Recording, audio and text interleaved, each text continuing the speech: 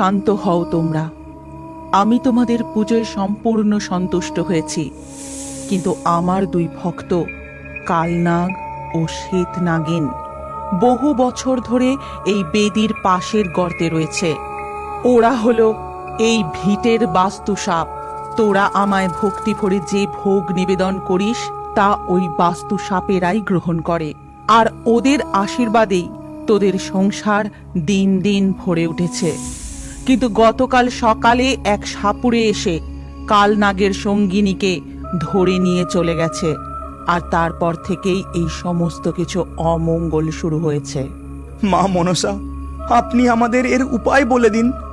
বাস্তু সাপকে ফিরিয়ে আনার জন্য আমরা কি করতে পারি? তোদেরকে কালনাগের সঙ্গিনীকে ওই সাপুড়ের কাছ থেকে ফিরিয়ে আনতে হবে, তাহলে এই সব কিছু আবার ঠিক হয়ে যাবে।